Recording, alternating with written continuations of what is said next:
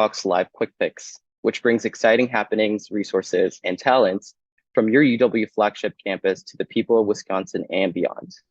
My name is Jay Zhang, and I'm a senior at UW-Madison majoring in biochemistry and also studying cardiac regenerative biology in Dr. Kamp's lab. I'm pleased to introduce Dr. Tim Kamp, Director of UW Stem Cell Center. Today, Tim will cover myocardial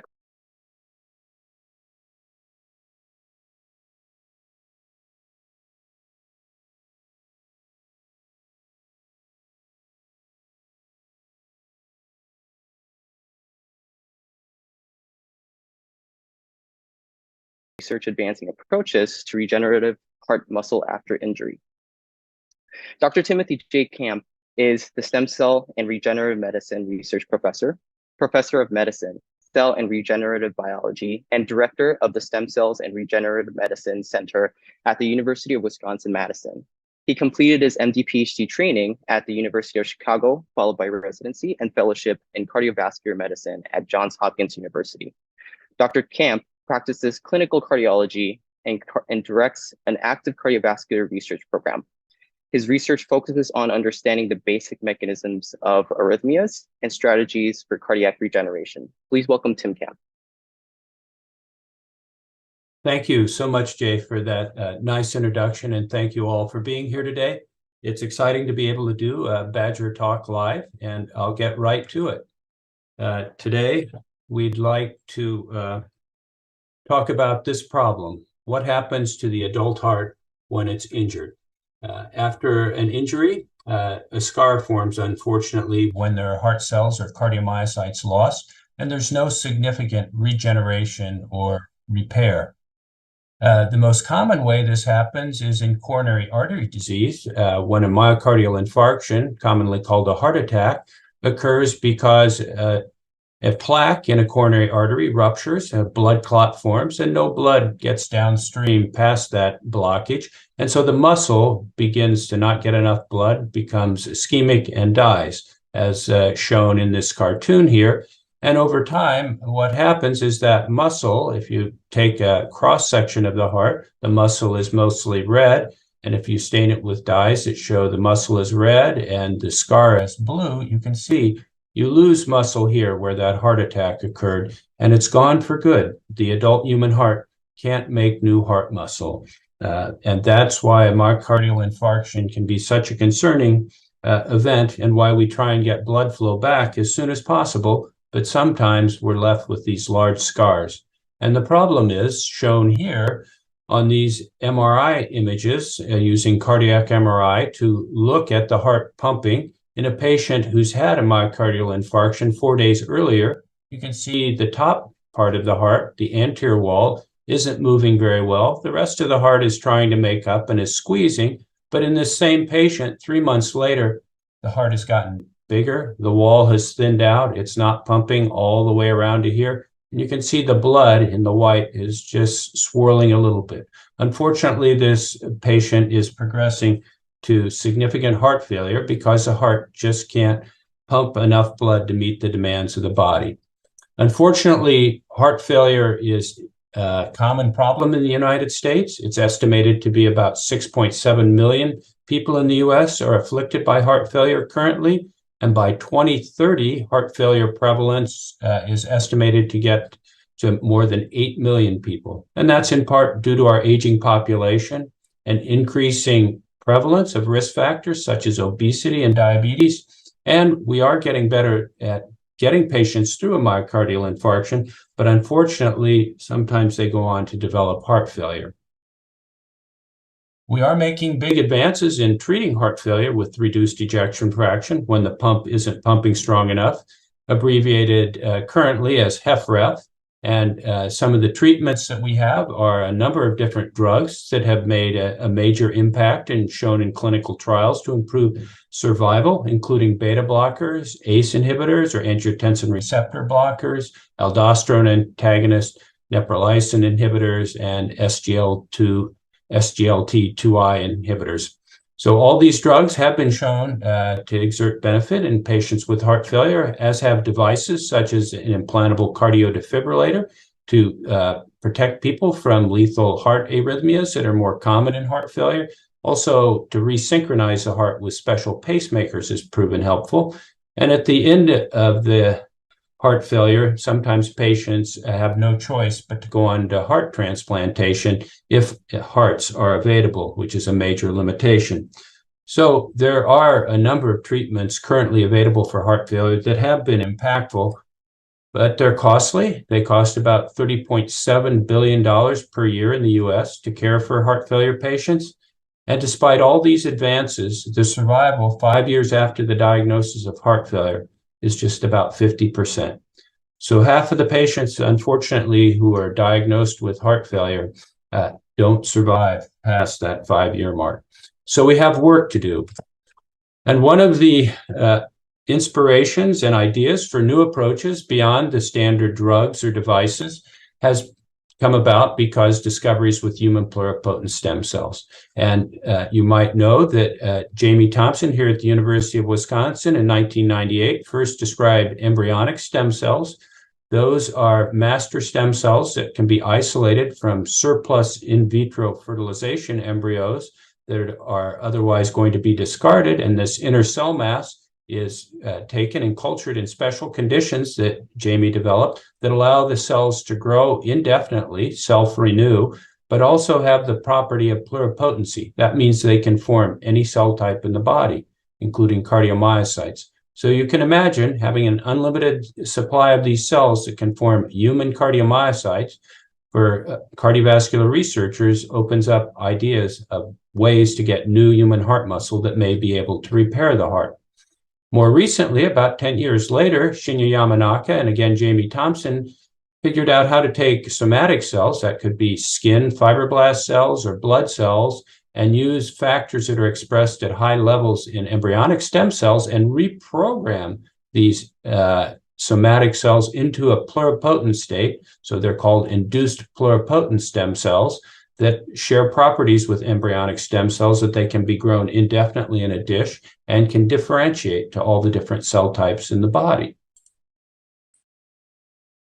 So it didn't take long until investigators at the University of Washington tried to deliver these embryonic stem cell-derived cardiac myocytes in a monkey heart attack model where they delivered 1 billion cardiomyocytes, so that's a lot of cells, and they were indeed able to show that the cells could survive in the heart, shown in yellow here. So that was a first proof of principle that you could take these human cells and deliver them to a native heart and get them to some extent engraft and survive. There was some bad news, though, and that is that these cells, when delivered, induced a bad heart rhythm called ventricular tachycardia. It's a fast heart rhythm that is potentially lethal. So obviously that is a dangerous side effect that we'd like to avoid. So some progress, but there are a number of barriers to getting human pluripotent stem cell-derived cardiomyocytes into therapies. So first, we need to think about how better to get the cells to survive after we place them there, since most of the cells they delivered didn't survive, and get them to engraft in the native heart and replace the scar. It's a challenge if these aren't identical to patients to avoid immune rejection. And I've already talked about ventricular arrhythmias as a potential problem. And also, if we're using a master stem cell, it's possible it could form tumors as well. So these are all things we needed to worry about after these initial experiments and see if we could do a little bit better. So one of the things we thought about was using induced pluripotent stem cells, which may have an advantage that they can be taken from the same patient that may need the therapy by reprogramming those somatic cells, fibroblasts or blood cells, into that induced pluripotent stem cell state. And those cells can be banked for future use, or they can be what's called differentiated into the specialized cell types that may be useful for therapy, such as cardiac progenitor cells, which are stem cells that form the various types of cells in the heart, including the muscle cells, cardiomyocytes, smooth muscle cells, and endothelial cells that form the vasculature. These could be combined into forming tissue-engineered patches that could be delivered to the injured heart, or they could be directly delivered by catheter or directly surgically with injections into the heart muscle itself.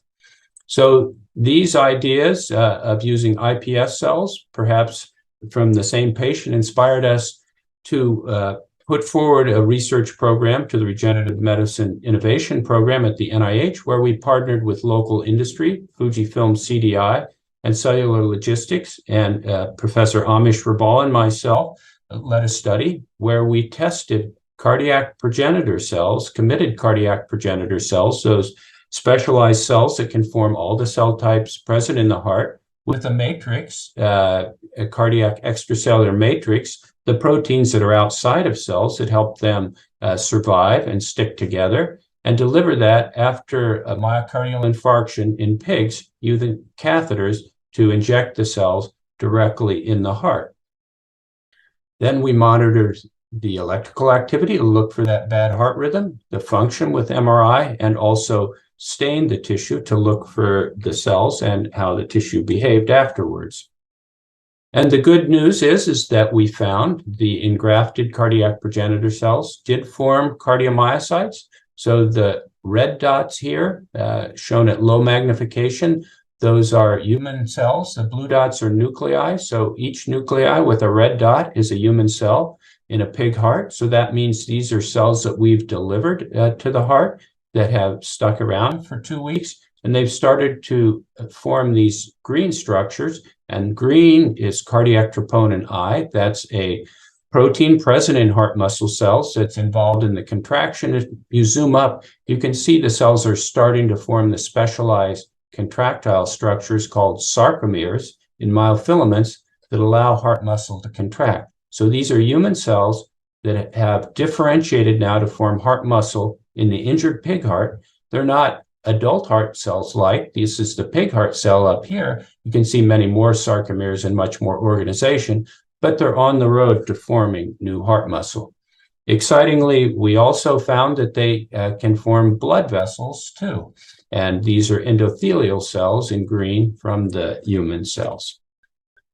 When we did look with our MRI study to see if there was an improvement in function or ejection fraction, we saw a trend that when adding the cardiac progenitors, on average, things got better relative to the control. But for the number of animals we've tested so far, it's still not a significant finding. We're still ongoing.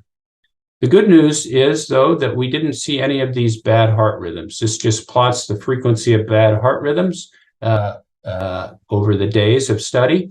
And the bottom line is there's nothing on this graph, in contrast to previous studies using cardiomyocytes from embryonic stem cells that show frequent ventricular arrhythmias. So we've made progress on the arrhythmia front.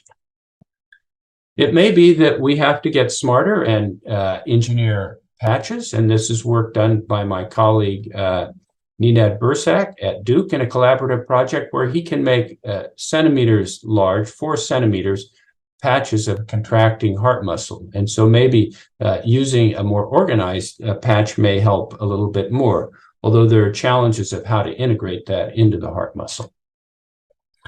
And these ideas are starting to get to clinical trials. I just highlight, without going into any details, 3 trials in Germany, Japan, and the US that are starting to use iPS-derived cardiomyocytes for cell therapy in heart failure. These are early phase 1, phase 2 trials that are looking primarily for safety.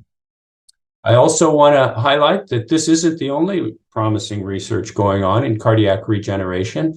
Ideas not to add new cells to the heart, but to turn back on the growth and proliferation of native cells already in the heart are also under investigation. My colleague Ahmad Mahmoud and his team at the University of Wisconsin have found that tweaking metabolism in the adult heart with a substrate called malonate can help reduce the scar size after an infarction and help grow new heart muscle cells. Another investigator, Junsu Kang, also in the Department of Cell and Regenerative Biology here at the University of Wisconsin, has used a model of zebrafish, where in the adult zebrafish heart, the heart can regenerate itself naturally, unlike the human heart. And so understanding how an adult zebrafish heart can do that is important. And what Junsu has found is that there are particular genetic elements that control that regeneration, and harnessing those elements may be another way to regrow new heart muscle in an injured heart muscle.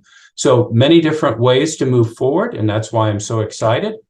I'm also excited to be here at the University of Wisconsin, where we have a robust stem cell and regenerative medicine center. We have more than 102 faculty researchers, 42 different departments across campus. We have various focus groups focused in different areas of regenerative medicine, including cardiovascular regeneration led by Amish Raval, but across the whole spectrum of different tissues and diseases, as well as engineering. We have a number of programs, including pilot grants, training programs. We feature a number of meetings, and I show last year's Wisconsin Stem Cell Symposium, Stem Cell Innovations in Building and Rebuilding the Nervous System. So with that, I will conclude, and thank you for tuning in, and feel free to post any questions, and I'll answer them after the live stream. Thank you very much. Thank you for watching this Badger Talks live event produced by the University of Wisconsin-Madison through UW Connect's outreach and the Office of State Relations. Follow us on Facebook and YouTube to see the library of past recorded talks. Please visit badgertalks.wisc.edu to see the schedule of upcoming talks, sign up for the Badger Talks email list, and search the roster of over 400 UW experts who are available to give talks on important issues in your Wisconsin community.